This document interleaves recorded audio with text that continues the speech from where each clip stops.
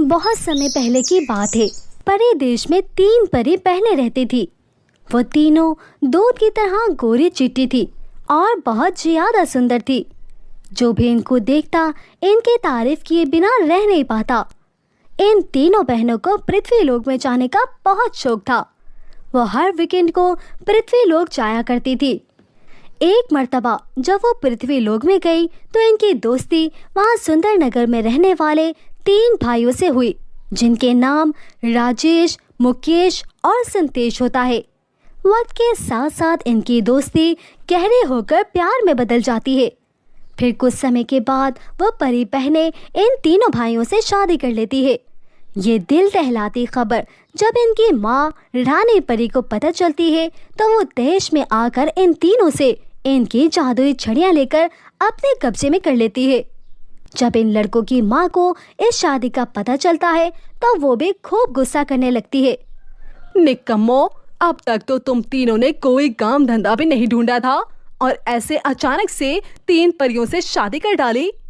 इतने में परियों की सास की सहेली कामिनी आ जाती है और वो कहती है, अरे कावेरी, तेरे बेटे अपना पेट तो भर नहीं सकते, इन परियों को कैसे रख सकेंगे भला।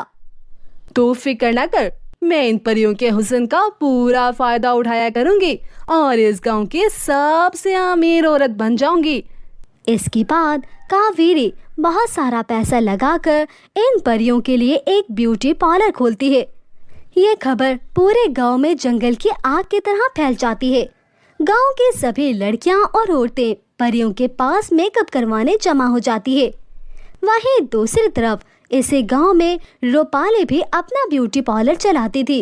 मगर जब से परियों ने ये काम शुरू किया था तो उसके पास कोई ना आता था। सभी परियों के ब्यूटी पार्लर चली जाती और रूपाली खाली बैठी मक्खियाँ मारती। रूपाली जब परियों के ब्यूटी पार्लर पर इतना रश देखती तो जलन की वजह से गुस्से में आग पर गोला हो जाती। एक दिन रूपाली गुस्से में खुद से कहती है, इन परी बहनों की वजह से मेरा कारोबार तो ठप हो चुका है। मुझे कुछ ना कुछ चाल तो चलनी होगी ताकि इनका ब्यूटी पार्लर बंद हो सके। आप देखना मैं इनके साथ करती क्या हूँ। मुझे आज ही अपने दोस्त सागो जादूगर के पास जाना होगा। रूपाली, तुझे मेरे होते हुए फिक्र करने की कोई जरूरत नहीं।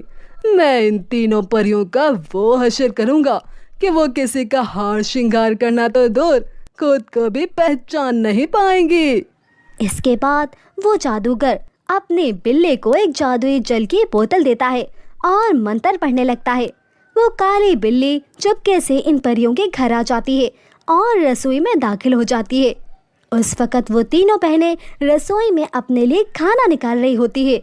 वो बिल्ली बड़ी होशियारी के साथ वो जादुई जल इनके खाने में डाल देती है। वो बहनें इस बात से बेखबर होती है और वो सारा खाना खा लेती हैं। अगले ही दिन इनके बाल बिल्कुल सफ़ेद हो जाते हैं, बिल्कुल बूढ़े की तरह, और इनके चेहरे और शरीर का रंग बिल्कुल कोयले की तरह काला स्याह हो जाता है और वो तीनों बहुत ही बदसूरत बन जाती है। अरे, ये हम अचानक से इतनी बदसूरत कैसे हो गई। दूसरी ओर रूपाली ये खबर पूरे गांव में फैला देती है कि वो तीनों परियां अब बदसूरत हो गई है। इस तरह इससे इनका पार्लर वाला काम ठप हो जाता है। पार्लर का कारोबार ठप होता देखकर इनकी सास कावेरी इन पर गुस्सा करने लग जाती है। अरे, तुम तीनों की वजह से मेरा इतना सारा पैसा जाया हो गया है, लेकिन मैं भी अपना एक एक पैसा तुम लोगों से निकलवा कर ही दम लूंगी। अब तुम तीनों खेतों में काम करके मेरी पाई पाई लुटा कर दोगी, समझ गए हो ना तुम तीनों। कावेरी के तीनों बेटे अपनी माँ को समझाने की कोशिश करते हैं, मगर इनकी माँ इन्हें डांट डपट कर चुप करवा देती है। अब वो तीनों परी बहनें अपने सास के डर से खेतों में काम शुरू कर देती है। मगर वो तीनों परियां होने के कारण काफी नाजुक थी और उन्होंने ये काम कभी किए भी नहीं थे, इसीलिए इनसे ये काम ठीक तरह से हो नहीं पाता। कुछ समय बाद इनको पता चलता है कि वो तीनों गर्भवती हैं। वो अपनी सास की मिन्नत करने लग जाती है, माँ जी, हम तीनों गर्भवती हैं, हमसे ऐसी नाजुक हालत में काम ना करवाएं, इससे हमारी जान के साथ साथ हमारे नन्हे बच्चों की जानों को भी खतरा है। अरे बंद कर अपनी बकवास, मेरे सामने तुम्हारे ये नाटक नहीं चलने वाले, ना ही मैं तुम तीनों के झांसे में आऊंगी। अब तुम तीनों जाओ और खामोशी से खेतों में जाकर काम करो। कावेरी को अपनी गर्भवती बहुओं पर जरा भी दया नहीं आती। फिर जब वो परियां खेतों में काम कर रही थी तो सागु जादूगर वहां से गुजरता हुआ इनको देख लेता है। अरे ये तीनों तो इस वक्त गर्भवती हैं। अगर मैं इनकी इस हालत में बलि चढ़ा दूं तो शैतान बहुत ही खुश हो जाएगा और मैं बहुत शक्तिशाली हो जाऊंगा। मुझे तुरंत रूपाली से बात करना होगी। इसके बाद सागु जादूगर रूपाली के घर पहुंच जाता है और रूपाली को सब कुछ बताते हुए कहता है, रूपाली, अगर हम इन गर्भवती परियों की बलि चढ़ाएंगे तो शैतान बहुत खुश हो जाएगा और इसके इनाम में जादुई हीरा हमें देगा। उस हीरे की वजह से हम लोगों को अपने वश में कर सकते हैं। अपने वश में करने के बाद कोई भी अमीर व्यक्ति की दौलत हथियाना हमारे बाएं हाथ का खेल होगा रूपाली। अरे वाह, इस तरह तो हम बहुत जल्द सबसे अमीर बन जाएंगे। हम कल ही इनको मार देंगे। फिर अगले दिन वो तीनों परियां खेतों से वापस आ रही थी कि जादूगर इनको अपनी जादुई ताकत से बेहोश कर देता है और इनको जंगल ले जाकर पिंजरे में बंद कर देता है। फिर वो जादूगर और रूपाली जादुई पूजा की तैयारियों के लिए वहां से चले जाते हैं। इतने में तीनों परियां होश में आ जाती हैं। होश में आने के बाद वो खुद को पिंजरे में कैद देखकर परेशान हो जाती हैं। अरे, ये हम पिंजरे में कैद कैसे हो गए? लगता है ये किसी दुष्ट जादूगर का काम है। वो हमें जान से मारकर हमारी बलि चढ़ाना चाहता है। हमें खुद को और अपने होने वाले बच्चों की जान को बचाना होगा। परंतु कैसे? हम कैसे इस पिंजरे से निकल पाएंगे? हमारे पास तो हमारी जादुई छड़ी भी नहीं। अभी भी वहां से निकलने के बारे में सोच ही रही होती है, तभी इनकी नजर परी देश के तोते पर पड़ती है जो वहीं से उड़कर जा रहा होता है। वो तीनों परियास को बुलाकर उससे मदद मांगती है। वो तोता कहता है, अरे तुम तो परी देश की परियां हो, तुम कैसे पिंजरे में कैद हो गई? तुम्हारी जादुई छड़ियां कहाँ गई? ए परी देश के तोते, ये बहुत लंबी कहानी है। हमने पृथ्वी लोक के 3 पासियों से शादी रचा ली थी। इसी कारण रानी परी ने गुस्से में आकर हमसे हमारी शक्ति वाली जादुई छड़ियां छीन ली। रुको, मैं अभी परी देश जाकर तुम्हारी छड़ियां लाता हूँ। इतना कहकर वो तोता उड़ता उड़ता रानी परी के महल में पहुंच जाता है और सबकी नजर बचाकर रानी परी के कमरे में दाखिल हो जाता है। वहीं रानी परी के बेड पर तोते को परियों की छड़ियां दिखाई देती है। वह बहुत होशियारी से इन छड़ियों को उठाकर जल्दी से वापस परियों के पास पहुंचता है और इन्हें छड़ियां दे देता है। छड़ियों को पकड़ते ही इन परियों पर जो काला जादू किया गया था वो खुद ब खुद खत्म हो जाता है और वो तीनों परियां दोबारा से हसीन हो जाती हैं। फिर वो परियां दोबारा अपनी छड़ियां घुमाती हैं और इस पिंजरे से भी आज़ाद हो जाती हैं। इतने में सागु जादूगर और रूपाली आ जाते हैं और परियों को पहले जैसा आज़ाद और खूबसूरत देखकर परेशान हो जाते हैं। अरे, ये तीनों खूबसूरत और आज़ाद कैसे हो गई? लगता है इनकी जादुई छड़ियां इन्हें वापस मिल गई है। अच्छा, तो वो तुम दोनों थे जिन्होंने हमारी जिंदगी अजीरन कर रखी थी और हमें बदसूरत बना दिया और अब हमें और हमारे बच्चों को मार देना चाहते थे। आप तुम दोनों हमसे बच नहीं सकोगे। वो परियां सजा के तौर पर सागु जादूगर और रूपाली को मुर्गा बनाकर काफी दूर छोड़ देती हैं। अब हमारी सास की बारी है, इसको भी मजा चखाना बहुत जरूरी है। अब वो वापस अपने घर पहुंचती हैं और अपने जादुई छड़ी से अपनी सास को गूंगा कर देती है। कावेरी अपनी आवाज न होने की वजह से बहुत चिंतित हो जाती है। फिर इसी तरह 9 महीने के बाद वो तीनों परियां 3 इंतहाई खूबसूरत बच्चियों को जन्म देती हैं। परियां और इनके पति सब बहुत खुश होते हैं। परियों की सास कावेरी की आवाज अब भी नहीं ठीक हो पाई थी। वह अपनी पोतियों से बात करना चाहती है मगर मजबूर थी। ये देखकर परियों को कावेरी पर दया आ जाती है। वह अपनी सास को उसकी आवाज वापस कर देती है। फिर कावेरी अपनी पोतियों से खूब बातें करती है और अब वो अपनी बहुओं पर जरा भी जुल्म नहीं करती और इस तरह सब हंसी खुशी अपनी जिंदगी में मगन हो जाते हैं। जादुई लहंगा। एक समय की बात है, विजयपुर नामक गांव में दो लड़कियां रहा करती थी, सपना और प्रिया। सपना और प्रिया दोनों बहुत अच्छी दोस्त थी। सपना का ताल्लुक गरीब घराने से था। उसके पिता नहीं थे और उसकी माँ सब्जी बेचकर घर चलाती थी, जबकि प्रिया के पिता का बहुत बड़ा बिजनेस था। सपना और प्रिया साथ साथ स्कूल जाते, पर प्रिया को सपना की दोस्ती बिल्कुल पसंद नहीं थी क्योंकि वो गरीब थी। उसने सिर्फ अपने काम के लिए सपना को दोस्त बनाया था। एक दिन सपना और प्रिया स्कूल जा रही थी तो रास्ते में उन्हें एक बूढ़ी औरत मिलती है। वो उन दोनों से कहती है, बेटा मुझे कुछ खाने को दे दो, सुबह से कुछ भी नहीं खाया, बहुत भूखी हूँ। चल हट भिखारन, अगर मैं तुझे खाना दे दूँगी तो मैं क्या खाऊँगी। ये लो आंटी, आप मेरा खाना ले लो, मेरे पास ज़्यादा कुछ नहीं है, बस एक रोटी है, ये आप खा लो। वो बूढ़ी औरत सपना को बहुत ज़्यादा दुआएं देकर वहाँ से चली जाती है। उसके जाने के बाद प्रिया सपना की बेवकूफ़ी पर खूब हंसती है और उससे कहती है, तुम तो वाकई बेवकूफ़ हो सपना, तुम्हारे पास एक ही रोटी थी, वो भी तुमने इसको दे दी, अब तुम सारा दिन भूखी रहोगी। हा हा हा हा। मुझे इससे कोई फ़र्क नहीं पड़ता, तुमने देखा नहीं कि वो कितनी भूखी थी। अगर मेरी एक रोटी से उसका पेट भर जाता है तो मेरे लिए इससे अच्छी कोई बात नहीं। सपना प्रिया को बहुत समझाती है कि उसे भी गरीब लोगों की मदद करनी चाहिए, पर प्रिया पर उसकी बात का कोई असर नहीं होता। इसी तरह चलते चलते उन दोनों को रास्ते में दो खूबसूरत लहंगे नजर आते हैं।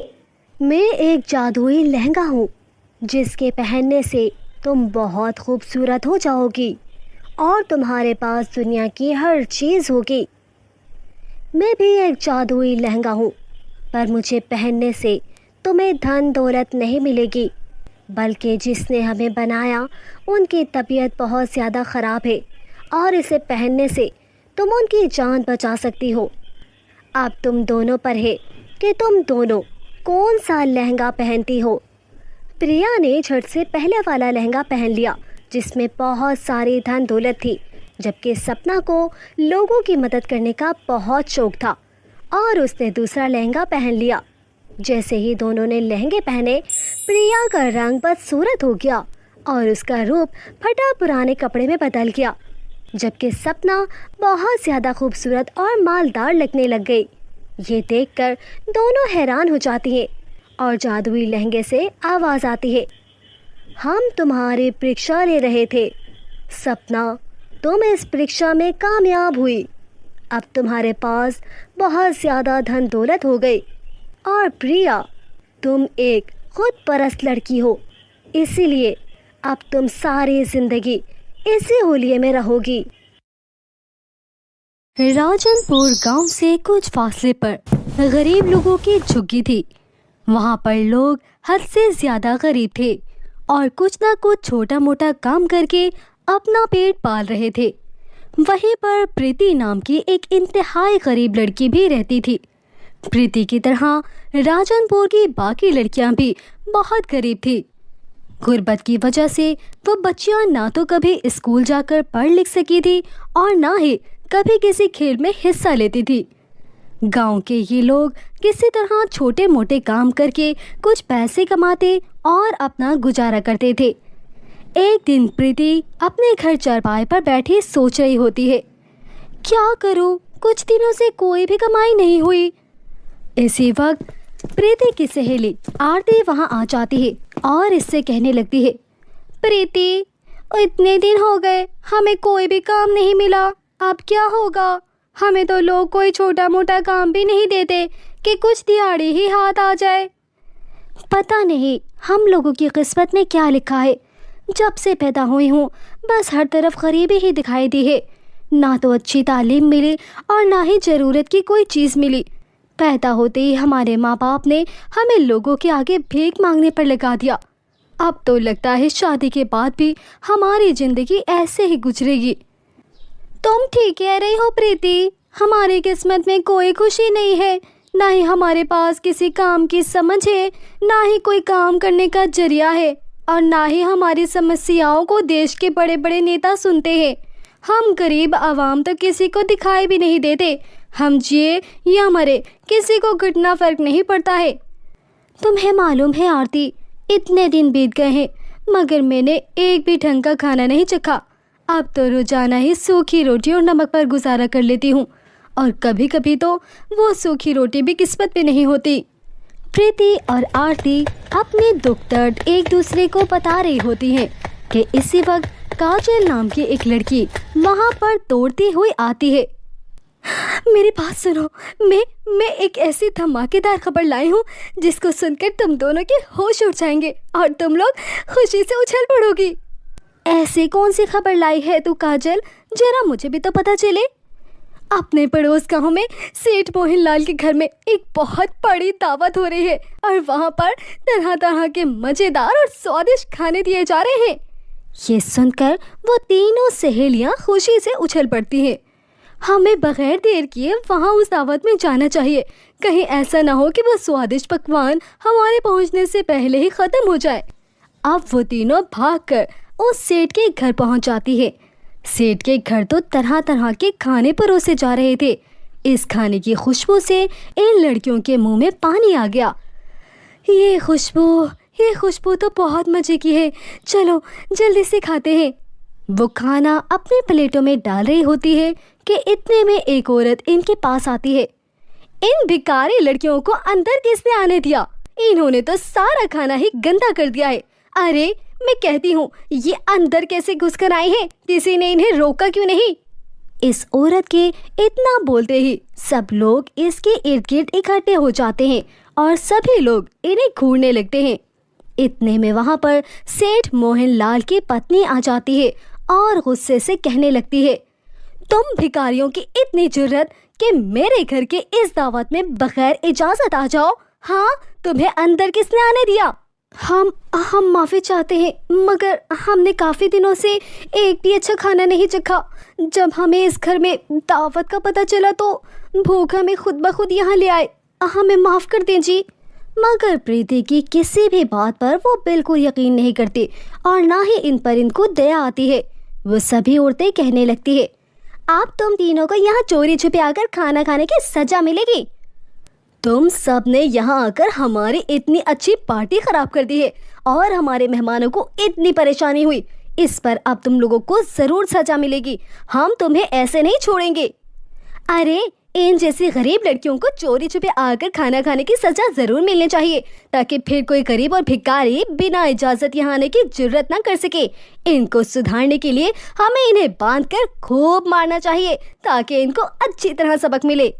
अब वो सभी औरतें इन तीनों को बांधकर इन गरीब लड़कियों को बहुत मारती हैं। हमें मत मारे, प्लीज़ हमें मत मारे, हमें छोड़ दें। हम यहाँ दोबारा कभी नहीं आएंगे, हमें मत मारे। अब ये कभी दोबारा ऐसी हरकत नहीं करेंगे। चल भाग यहाँ से। प्रीति और इसकी सहेलियाँ वहाँ से रोते हुए चली जाती है। इन अमीरों से तो हम गरीब ही अच्छे हैं, जो एक रोटी भी मिलकर बांट कर खाते हैं, जबकि ये इतना खाना ज़ाया कर देते हैं। अगर हम इतने बहुत सारे खाने से थोड़ा सा ले लेते हैं तो ये हमारा ये हाल कर देते हैं। अब मैं कभी भी इनकी दावत में नहीं जाऊंगी। इसके बाद वो तीनों लड़कियां अपने अपने घर चली जाती हैं। अगले दिन प्रीति अपनी सहेलियों को कहती है, चलो जंगल में सूखी लकड़ियां काटने जाते हैं ताकि इनको करीबी शहर में जाकर बेच दें और कुछ पैसे कमा सके। हाँ चलो चलते हैं। अब वो जंगल में दाखिल हो जाते हैं कि प्रीति की नज़र एक सूखे पेड़ पर पड़ती है। अरे वो देखो, वहाँ एक सूखा पेड़ है, आओ चलो इस दरख्त को काटते हैं। इतने में इनको किसी की आवाज़ आती है, बचाओ बचाओ, कोई है, मुझे बचाओ। वो इस आवाज़ का पीछा करती हैं। जब वो आवाज़ के करीब जाती हैं तो वहाँ पर देखती हैं कि दो दुष्ट जादूगरनियों ने एक प्यारी सी परी को पिंजरे में बंद किया होता है और वो इसे अपने साथ ले जाना चाह रही होती है। बचाओ, ये जादूगरनी मुझे जबरदस्ती कैद करके ले जा रही है, कोई तो बचाओ मुझे। हा हा हा हा हा हा। जितना चिल्लाना है चिल्लाओ, यहाँ इस जंगल में तुम्हें कोई बचाने नहीं आएगा। चुपचाप हमारे साथ चलो। प्रीति और इसकी सहेलियों को उस मासूम परी पर दया आ जाती है। हमें इस परी को बचाना चाहिए, इसकी जिंदगी खतरे में है, हमें कुछ करना चाहिए। तभी वो तीनों अपनी अपनी कुल्हाड़ियों से इन जादूगरनियों पर हमला कर देती हैं और इनकी खूब पिटाई करती हैं। आ आहा, तुम लोग कौन हो और हमें क्यों मार रही हो? हमें छोड़ दो, मत मारो हमें, छोड़ो। हम इस मासूम परी को तुम लोगों के जंगल से बचाने आए हैं। तुम लोग यहाँ से चले जाओ, वरना हम लोग तुम्हें मार मार कर खत्म कर देंगे। हम चले जाएंगे, हमें मत मारो, हम अभी जा रहे हैं। रुक जाओ, हमें मत मारो, हम जा रहे हैं। इसके बाद वो जादूगरनियां डर के मारे परी की जादुई छड़ी इनको देकर दुम दबाकर भाग जाती हैं। प्रीति पिंजरा खोलकर उस परी को आजाद कर देती है। परी जी, आप ठीक तो है ना? ये लीजिए आपकी जादुई छड़ी। मेरी जान बचाने के लिए तुम लोगों को मैं दिल से धन्यवाद कहती हूँ। अगर तुम ना होती तो ये जादूगरनियां मुझे अपने साथ कैद करके ले जाती। अरे, हमारे होते हुए आपको कोई नुकसान नहीं पहुंचा सकता था परी जी।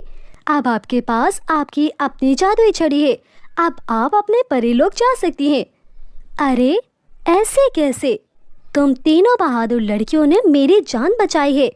अब मुझे बताओ कि तुम लोगों को इसके बदले क्या चाहिए? हम सब बहुत गरीब हैं परी जी। क्या आप अपनी जादुई छड़ी से राजनपुर गांव वालों की गरीबी खत्म कर सकती हैं? देखो अच्छी लड़कियों, गरीबी तो मेहनत से ख़त्म होती है, परंतु मैं तुम्हें कुछ और चीज़ें दे सकती हूँ। इतना कहकर परी अपनी जादुई छड़ी घुमाती है। ये देखो, ये जादुई फ्रॉक, जादुई सैंडल और जादुई चूड़ियाँ हैं। लेकिन हम इनका क्या करेंगे? इनसे हम अपनी गरीबी कैसे ख़त्म करेंगे? अपना पेट कैसे भरेंगे? इन जादुई चीज़ों से तुम लोग जितने चाहे फ्रॉक, चूड़ियाँ और सैंडल हासिल कर सकती हो। फिर तुम इनको शहर ले जाकर बेच देना और उससे खूब पैसे कमाना।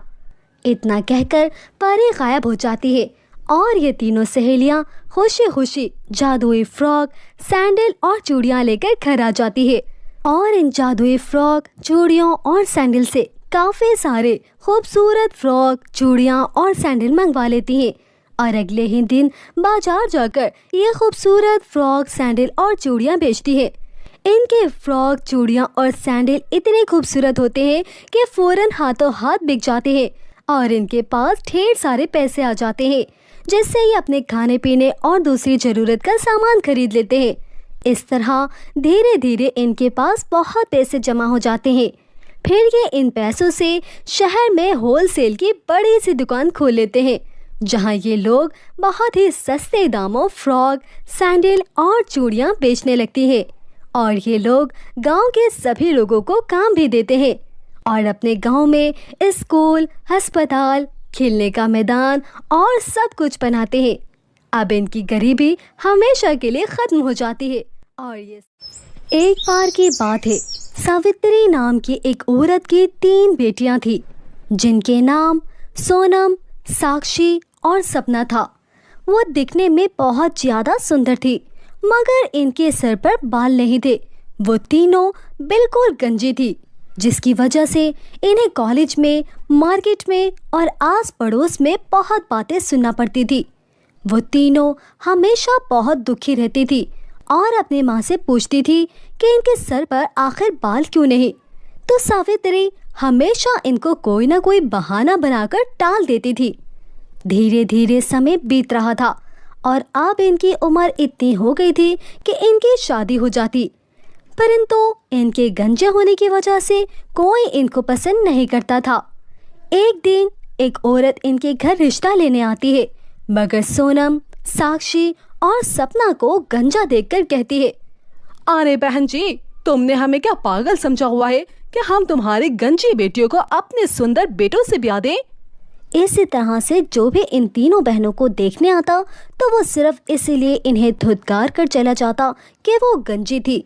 अब तो वो तीनों बहनें भी हार मान चुकी थी कि इनकी कभी शादी नहीं होगी। इनके जख्मों पर आस पड़ोस की लड़कियां नमक छिड़कती थी। अरे दोस्तों देखो तो, हमारे मोहल्ले की तीनों गंजी लड़कियां आ रही है। इन बेचारियों को आज भी लड़के वाले नापसंद करके चले गए। भला ऐसी लड़कियों से कौन शादी करना चाहेगा। वैसे मैं तो सोच रही थी कि इनके तो पैसे भी बचाते होंगे, ना शैम्पू की टेंशन, ना ही तेल की फिक्र और ना कोई हेयर स्टाइल बनाने की झंझट होती है। और एक हमें देखो, नहाने से पहले 100 बार सोचना पड़ता है और फिर हेयर स्टाइल बनाने की फिक्र अलग होती है। इसी तरह से सभी लड़कियां बेचारे तीनों बहनों का खूब मजाक बनाती है और वो तीनों रोती हुई घर वापस आ जाती है। तभी सबसे बड़ी सोनम अपनी माँ से रोते हुए कहती है, मम्मी आपके बाल कितने घने और सिल्की हैं और हमारे सिर पर एक भी बाल नहीं, हम गंजे हैं। आपको पता है मम्मी, सब हमारा कितना मजाक उड़ाते हैं, कोई भी हमसे दोस्ती करने का तैयार नहीं होता है और शादी तो हमसे कोई नहीं करता। 20 से ज़्यादा लड़कियां हमें इनकार करके चले गए। मम्मी बताओ ना, हमारे सर पर बाल क्यों नहीं है? प्लीज मम्मी आज बता ही दो। इसकी बात सुनकर इनकी माँ कहती है, अच्छा ठीक है, मैं बताती हूँ। दरअसल मैं एक जादूगरनी हूँ और मेरे पीछे एक दुष्ट चुड़ैल पड़ी हुई है। बेटा, जब तुम तीनों का जन्म हुआ था तो तुम सब गंजी नहीं थी, बल्कि तुम्हारे बाल इतने खूबसूरत थे कि ऐसे सुंदर बाल पूरी दुनिया में नहीं थे। सोनम, तुम्हारे बाल जादुई सोने के रंग के थे और साक्षी, तुम्हारे जादुई चांदी के बाल थे और सपना, तुम्हारे तो जादुई हीरे के बाल थे।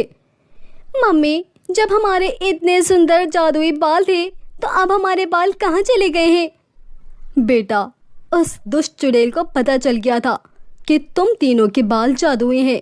वो तुम तीनों को हासिल करना चाहती थी ताकि वो इस पूरी दुनिया पर राज कर सके। इसीलिए मैंने तुम लोगों की जान बचाने की खातिर तुम्हारे जादुई बालों की बलि चढ़ा दी और तुम तीनों को हमेशा हमेशा के लिए गंजा कर दिया। इसके बाद तब से लेकर अब तक मैंने अपनी जादुई शक्तियों का इस्तेमाल नहीं किया है और तुम तीनों को लेकर इस दुनिया में आ गई हूँ। तीनों बहनों को अपने हसीन बालों का सुनकर बहुत रोना आता है और वो अपनी माँ के साथ मिलकर फूट फूट कर रोती है। ऐसे ही कुछ दिन बीत जाते हैं और सावित्री के पास एक बूढ़ी औरत आती है। वो इससे कहती है, मैंने सुना है कि तुम अपनी बेटियों की शादी करना चाहती हो, मगर इनके गंजे होने की वजह से इनकी शादी नहीं हो पा रही। अरे सुंदरता तो दिल की होनी चाहिए। तुम खुद भी बहुत अच्छी हो, सबकी मदद करती हो, यकीनन तुम्हारी बेटियां भी अच्छी होंगी। मुझे अपने लिए एक सुरक्षित बहू चाहिए जो मेरे घर को स्वर्ग बना दे। आजकल की बहुएं तो आते ही घर में आफत मचा देती हैं। क्या तुम अपनी बेटियों की शादी मेरे बेटों से करोगी? मुझे तुम्हारी बेटियां बहुत पसंद हैं। क्यों नहीं अम्मा जी, आपने तो मेरी सभी मुश्किलों को हल कर दिया है। आपका बहुत बहुत धन्यवाद। आप अच्छा सा मुहूर्त निकालकर अपने बच्चे की शादी कर देते हैं। सावित्री बहुत खुश थी, लेकिन वो इस बात से अनजान थी कि वो बूढ़ी औरत कोई और नहीं बल्कि वही चुड़ैल थी जिससे बचकर वो यहाँ आई थी। वो बूढ़ी औरत घर जाकर अपने असली रूप में आ जाती है और वो खुश होकर कहती है, बेवकूफ सावित्री, मैंने तुझे इतने साल के बाद भी पहचान लिया, मगर तू मुझे पहचान नहीं सकी। तूने अपनी बेटियों के जादुई बाल गायब कर दिए थे ना, लेकिन अब मैं अपने शैतान बेटों से इनकी शादी करवाऊंगी तो इनके जादुई बाल फिर से वापस आ जाएंगे। फिर मैं इनके जादुई बालों की मदद से इस दुनिया पर राज करूंगी। वही दूसरी तरफ सावित्री और इसकी तीनों बेटियां बहुत ज्यादा खुश थी। शादी की तैयारियां जोरों शोर से जारी थी। एक दिन सावित्री अपने तीनों बेटियों के साथ शादी की शॉपिंग करने मॉल जाती है। वहाँ पर उसको वह बूढ़ी औरत दिखाई देती है। सावित्री इसको आवाज लगाती है, अम्मा जी सुनिए, अम्मा जी सुनिए तो। मगर वो औरत इसकी आवाज नहीं सुनती। तभी सावित्री और इसकी तीनों बेटियां उस चुड़ैल का पीछा करने लगती है। वो चुड़ैल चलती हुई एक गार में चली जाती है और वहां पर वो चुड़ैल अपने तीनों शैतान बेटों से बातें कर रही होती है। सावित्री को ये सब देखकर पता चल जाता है कि ये औरत तो वही चुड़ैल है। सावित्री उससे कहती है, दुष्ट चुड़ैल, तूने मुझसे मेरा पति छीन लिया, मेरी बच्चियों से उसका बचपन छीन लिया और अब तू यहाँ आ गई है अपने तीनों शैतान बेटों के साथ मेरी बेटियों की शादी कराने, ताकि इनके जादुई बाल वापस आ जाए और तू इनकी बलि चढ़ाकर इस दुनिया पर राज कर सके। मैं तुझे तेरे नापाक इरादों में कभी कामयाब नहीं होने दूंगी। अब तो मेरे जंगल में फंस चुकी है। अब तुझे मुझसे कोई नहीं बचा सकेगा। मेरी प्यारी बेटियों, इस दुष्ट चुड़ैल ने मुझसे मेरा सुहाग तो छीन लिया, मगर मैं तुम लोगों को कुछ नहीं होने दूंगी। तुम तीनों यहाँ से तुरंत भाग जाओ, किसी के हाथ ना आना, जल्दी से भागो भागो मेरी बेटियों। मगर माँ, ये चुड़ैल और इसके शैतान बेटे बहुत ज्यादा खतरनाक है। हम तुम्हें यहाँ इनके पास अकेले छोड़कर नहीं जाएंगे, तुम्हारी जान को भी खतरा हो सकता है माँ। मगर सावित्री अपने जादुई शक्ति की मदद से अपनी बेटियों को एक जादुई कालीन पर बिठाकर भेज देती है। वह बहुत रोती है मगर अपनी माँ का हुक्म मान लेती है। दूसरी तरफ सावित्री इस जादूगरनी का मुकाबला करते हुए उसके तीनों बेटों को मार देती है, मगर सावित्री इस चुड़ैल से नहीं लड़ सकती थी। इसी तरह सावित्री की मृत्यु हो जाती है। वो चुड़ैल इन बेटियों को पकड़ने जाती है मगर वो उनको ढूंढ नहीं पाती। वो बहनें काफी दूर आ जाती हैं और एक नहर के पास गिर जाती हैं। वहीं पर 3 लड़के होते हैं जो इनसे पूछते हैं, तुम तीनों कौन हो? फिर वो इनको अपने सारी दास्तान सुनाते हैं कि कैसे इनके पीछे एक दुष्ट चुड़ैल पड़ी हुई है। वो तीनों भाई बहुत ही अच्छे थे। वो इन तीनों बहनों से शादी कर लेते हैं और शादी करते ही सोनम, साक्षी और सपना के जादुई बाल वापस आ जाते हैं। इनकी सास इनसे पूछती है, अरे सोनम, साक्षी, सपना, तुम लोगों के ये बाल अचानक से कैसे उगाए हैं? माँ जी, अब आप ये समझे कि आपकी जो भी गरीबी थी वो हमारे जादुई बालों की वजह से दूर हो जाएगी और आप लोग अमीर हो जाएंगे। इतना कहते ही सोनम अपने बालों से सोना, साक्षी चांदी और सपना हीरे निकालती है, जिसके बाद वो तीनों भाई बहुत ज्यादा अमीर हो जाते हैं। वो तीनों बहनें बहुत अच्छी थी, अपने बालों की मदद से सारे गांव वालों की मदद करती थी। इस बात की खबर जब चुड़ैल को लगती है तो वो गांव में आकर खूब तबाही मचा देती है और चारों तरफ आग लगा देती है। वो तीनों बहनें आखिरकार इस दुष्ट चुड़ैल को मारने के लिए इकट्ठी हो जाती हैं और अपनी जादुई बालों की शक्ति से उस चुड़ैल को जलाकर राख कर देती है। फिर वो अपने जादुई बालों की मदद से पूरे गांव में सोने, चांदी और हीरे बांटती है ताकि जो भी नुकसान हुआ इसको पूरा कर सके। फिर सब हंसी खुशी रहने लगे क्योंकि अब उस दुष्ट चुड़ैल का खतरा खत्म हो चुका था। एक गांव में सुमन नाम की लड़की रहा करती थी। सुमन दिखने में बहुत ही ज्यादा बदसूरत थी, लेकिन दिल की बहुत ही अच्छी थी। सुमन के पिता मगन ने अपनी पहली पत्नी रागनी के गुजर जाने के बाद रमा नाम की एक औरत से दूसरी शादी की। कुछ समय तक तो रमा ने सुमन को अपनी सगी बेटी की तरह प्यार किया। 1 साल के बाद रमा ने अपनी बेटी को जन्म दिया। रमा ने अपनी बच्ची का नाम माया रखा। माया दिखने में बहुत ही ज्यादा सुंदर थी। रमा अब सारा वक्त अपनी बेटी माया के साथ गुजारती। उसने सुमन पर ध्यान देना बिल्कुल ही बंद कर दिया था। वह मगन के पीछे सुमन से बहुत बुरा बर्ताव करती। सुमन अपनी सुतीली माँ की डर की वजह से अपने पिता को कुछ नहीं बताती। ऐसे ही समय बीत रहा था। सुमन और माया अब बड़ी हो चुकी थी। आस पड़ोस के लोग सुमन की बदसूरती का खूब मजाक बनाते, पर सुमन को इससे कोई फर्क नहीं पड़ता। पर जब सुमन की सुतीली माँ और बहन उसे बदसूरती का ताना देती, बुरा भला कहती, तो उसे बहुत दुख होता और वो अपनी मरी हुई माँ को याद करके रोने लगती। एक दिन की बात है, सुमन अपनी सुतीली बहन माया के मेकअप बॉक्स से गुलाबी रंग की लिपस्टिक अपने होठों पर लगा रही थी। तभी वहाँ माया आई और उसे थप्पड़ मारते हुए बोली, तेरी हिम्मत कैसे हुई मेरी इतनी महंगी लिपस्टिक अपने मुंह पे लगाते हुए? तुझे कितनी बार समझाया है कि मेरी चीजों को हाथ मत लगाया कर काली भैंस, तुझे मेरी बात समझ नहीं आती? मुझे अलग अलग लिपस्टिक अपने होठों पर लगाने का बहुत शौक है, पर मेरे पास एक भी लिपस्टिक नहीं है और तुम्हारे पास तो इतनी सारी लिपस्टिक है। अगर मैंने इनमें से एक लिपस्टिक लगा ली तो क्या हो गया? माँ तो तुम्हें वैसे भी हर हफ्ते मेकअप और ड्रेसेस का सामान खरीद कर देती है, लेकिन मेरे लिए ना कोई चीज लाती है और ना मुझसे प्यार करती है। लगता है तो भूल गई है, वो मेरी माँ है, तुझे क्यों प्यार करेगी? बोल। माँ, माँ किधर हो तुम? जल्दी आओ, देखो आज इस कलमुही ने क्या करा है। माया के चिल्लाने की आवाज सुनकर कमरे में आराम करती हुई रमा बाहर आती है और बोलती है, अरे क्या हुआ? अब क्या कर दिया इस कलमुही ने? देखो ना माँ, इसने मेरी इतनी महंगी लिपस्टिक खराब कर दी। आईने में खड़े होकर मेरी लिपस्टिक लगा रही थी ये। क्यों रे कलमुही, तुझे बहुत शौक है ना अपने कल्लू जैसे मुंह पर लिपस्टिक लगाने की? चल आज मैं तेरी ये ख्वाहिश पूरी करती हूँ। जब देखो आईने के सामने खड़ी हो जाती है। आज मैं तेरी वो मुरम्मत करूंगी कि तू सपने में भी अपने होठों पर लिपस्टिक लगाना भूल जाएगी। माँ, माँ मुझे छोड़ दो, मुझे बहुत दर्द हो रही है माँ। इतनी सी बात के लिए मुझे क्यों मार रही हो?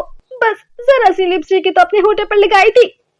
एक तो गलती करती है, ऊपर से जबान चलाती है। बेचारी सुमन दर्द से कराने लगी। चल जा अब यहाँ से, अपना काला मुंह लेकर दफा हो जा। सुमन रोते हुए अपने कमरे में चली गई। बेचारी सुमन ऐसे ही आए दिन सुतीली माँ और बहन के जुल्म को सहती रही। फिर एक सुबह रमा सुमन को आवाज लगाती है, कलमोही, अरे ओ कलमोही, कहाँ मर गई है करमचली? मैं कब से तुझे आवाजें दे रही हूँ। सुमन रसोई घर में काम कर रही होती है। काम छोड़ते हुए बाहर आकर बोली, क्या हुआ माँ? हम आज मसूरी घूमने जा रहे हैं।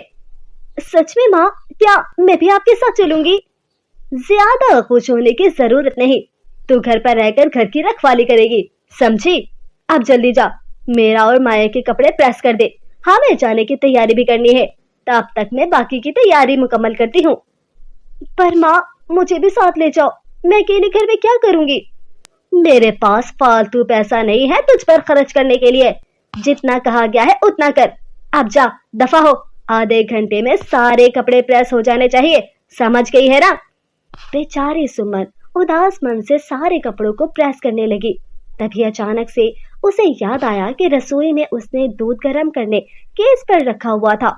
सुमन गर्म प्रेस को कपड़े पर छोड़कर भागी भागी रसोई में गई। शुक्र है दूध उबला नहीं, वरना आज माँ मेरी चटनी बना देती। चलो फटाफट से अब बाकी के कपड़ों को प्रेस करती हूँ, उसके बाद 1 घंटे कमरे में जाकर आराम कर लूंगी। सुबह से घर का काम कर करके बहुत थक गई हूँ। ऐसा सोचकर सुमन फौरन कपड़े प्रेस करने कमरे में पहुंचती है तो उसे कमरे में जलने की बदबू आने लगती है। अरे ये जलने की बदबू कहाँ से आ रही है? मैंने तो गैस बंद कर दी थी। ऐसा कहकर जैसे ही सुमन की नजर प्रेस करते हुए कपड़ों पर पड़ती है तो अरे ये क्या हो गया? मैंने माँ की साड़ी जला दी, अब तो वो मुझे नहीं छोड़ेगी। अब मैं क्या करूं? सुमन बहुत ज्यादा डर गई थी। थोड़ी देर में सुमन की सौतेली माँ कमरे में आती है और वह अपनी जली हुई साड़ी देखकर गुस्से से बोली, सत्यानाश हो तेरा, तूने मेरी इतनी महंगी साड़ी जला दी।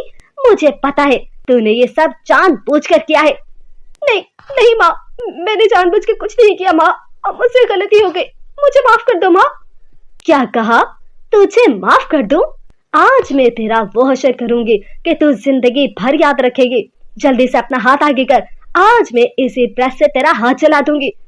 नहीं नहीं नहीं माँ, मेरे साथ ऐसा मत करो, मैंने कुछ नहीं किया। लेकिन रमा ने सुमन की एक ना सुनी और गरम प्रेस से सुमन का हाथ जला दिया। अब तुझसे आइंदा कोई गलती नहीं होगी। अपनी मनहूस शक्ल लेकर दूर हो जाए यहाँ से और घर के बाकी काम निपटा ले। माया बेटी, जल्दी से तैयार हो जाओ, हमें देरी हो रही है। मैं जल्दी से सामान पैक कर देती हूँ। इतना बोलकर रमा मसूरी जाने के लिए सामान पैक करने लगी। वहीं दूसरी तरफ सुमन के हाथ में बहुत जलन हो रही थी, फिर भी वो रसोई में बर्तन धो रही थी। कुछ देर बाद रमा अपनी बेटी माया के साथ मसूरी जाने के लिए निकल रही थी। तभी वो सुमन से बोली, सुन रही कर मोही, हम 4-5 दिन में वापस आ जाएंगे। हमारे पीछे घर का अच्छी तरह से ख्याल रखना। घर का एक भी सामान इधर से उधर नहीं होना चाहिए, समझी ना? ये कहकर रमा अपनी बेटी माया के साथ वहां से चली गई। इधर सुमन के हाथ में बहुत जलन हो रही थी। वो अपनी मरी हुई माँ की तस्वीर के पास खड़ी होकर खूब रोती है। माँ, माँ, आप मुझे छोड़ के कहाँ चली गई? माँ, मेरे पास लौट आओ। माँ, तेरी माँ ने प्रेस से मेरा हाथ जला दिया। मेरे हाथ में बहुत जलन हो रही है माँ, माँ। ये कहकर सुमन फूट फूट के रोने लगी। तभी सुमन की माँ की तस्वीर से आवाज आई, रो मत सुमन बेटी। माँ की आवाज सुनकर सुमन हैरान हो गई और यहाँ वहाँ देखते हुए बोली, माँ, माँ, आप कहाँ हो? आप आ गई माँ, लेकिन मुझे दिखाई क्यों नहीं दे रही? मैं दिखाई नहीं दूंगी बेटा, मैं एक आत्मा बन गई हूँ। सिर्फ कुछ समय के लिए तुमसे मिलने आई हूँ। अब तुम्हें उस जालिम औरत के जुल्म सहने की कोई जरूरत नहीं। मैं तुम्हें एक जादुई लिपस्टिक देती हूँ, जिसे लगाकर तुम बहुत खूबसूरत हो जाओगी। साथ ही तुम्हारी सारी परेशानी भी दूर हो जाएगी, क्योंकि ये मामूली लिपस्टिक नहीं, बल्कि एक जादुई लिपस्टिक है जो तुम्हारी हर जरूरत पूरी करेगी। और इस जादुई लिपस्टिक को तुम्हारे अलावा कोई हाथ नहीं लगा सकता। क्या क्या सच कह रही हो माँ? हाँ, सच में बेटी, तुम्हें अब चिंता करने की कोई जरूरत नहीं है। मेरे जाने का समय हो गया है। हमेशा खुश रहना और अपना बहुत ख्याल रखना बेटी। सुमन ने जैसे ही जादुई लिपस्टिक अपने होठों पर लगाए, उसका रंग रूप बिल्कुल बदल गया। वो बहुत ही सुंदर दिखाई देने लगी। साथ में उसका जला हुआ हाथ भी बिल्कुल ठीक हो गया। ये देखकर सुमन की खुशी का ठिकाना नहीं रहा। अब सुमन जादुई लिपस्टिक की मदद से घर का सारा काम करवा लेती और अपना मनपसंद खाना भी पेट भरकर खाती। सुमन जादुई लिपस्टिक को पाकर बहुत खुश थी। अब वो जो भी चाहती, जादुई लिपस्टिक उसको पूरा कर देती। ऐसे ही 4-5 दिन बीत गए। सुमन की सौतेली माँ और बहन जब घर वापस लौटे तो सुमन का रूप देखकर चौंक उठे। अरे माँ, देखो तो काली बंदरिया कैसे सुंदर हो गई। क्यों रे करमजली, हमारे जाते ही लगता है तूने कोई जादू टोना सीख लिया है। जल्दी बता, तू इतनी जल्दी सुंदर कैसे हो गई? माँ, ये सब मेरी माँ की जादुई लिपस्टिक का कमाल है। ये कहते हुए सुमन ने रमा को सारी बातें बता दी। ये सुनकर रमा मुंह बनाते हुए बोली, तू सुंदर तो हो गई, लेकिन तू कभी मेरी बेटी की बराबरी नहीं कर पाएगी। माँ, मुझे भी जादुई लिपस्टिक चाहिए। क्या करेगी तू जादुई लिपस्टिक लेकर? तुम तो पहले ही इतनी ज्यादा खूबसूरत हो मेरी बेटी। लेकिन माया जादुई लिपस्टिक की जिद करने लगी और जबरदस्ती सुमन से जादुई लिपस्टिक छीनने की कोशिश करती है। इतने में जादुई लिपस्टिक से जादू निकलता है और माया दूर जा गिरती है। अरे अरे मेरी कमर। माँ, माया, इस जादुई लिपस्टिक को मेरे अलावा कोई छू नहीं सकता, इसीलिए आइंदा से ये जादुई लिपस्टिक को हाथ लगाने की कोशिश मत करना, वरना अंजाम भुगतने के लिए तैयार रहना। मैं ये जादुई लिपस्टिक लेकर ही रहूंगी। माया बेटी, छोड़ो, चलो अपने कमरे में। वैसे भी तुम बहुत खूबसूरत हो। ये जादुई लिपस्टिक का लालच छोड़ो, मैं तुझे कल महंगी महंगी लिपस्टिक लेकर दूंगी। इस करमजली की सड़ी हुई लिपस्टिक लेकर क्या करेगी? देख नहीं रही, तूने जैसे ही लिपस्टिक को हाथ लगाया तो दूर जा गिरी। अब दोबारा से इसको हाथ लगाने की कोशिश करेगी तो पता नहीं क्या होगा। इसने कहीं से काला जादू सीख रखा है। चल यहाँ से। ये कहते हुए रामा अपनी बेटी माया को हाथ पकड़ते हुए उसे वहां से ले गई। लेकिन माया मन ही मन में सुमन से चलने लगी। ऐसे ही 2-3 दिन बीत गए।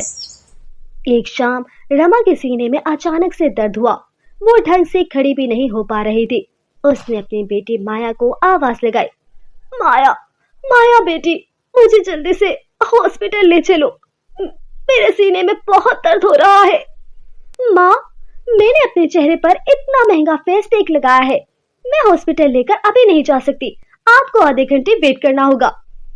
क्या मेरी तबीयत इतनी ज्यादा खराब हो रही है और और तू मुझे हॉस्पिटल तक नहीं ले जा सकती।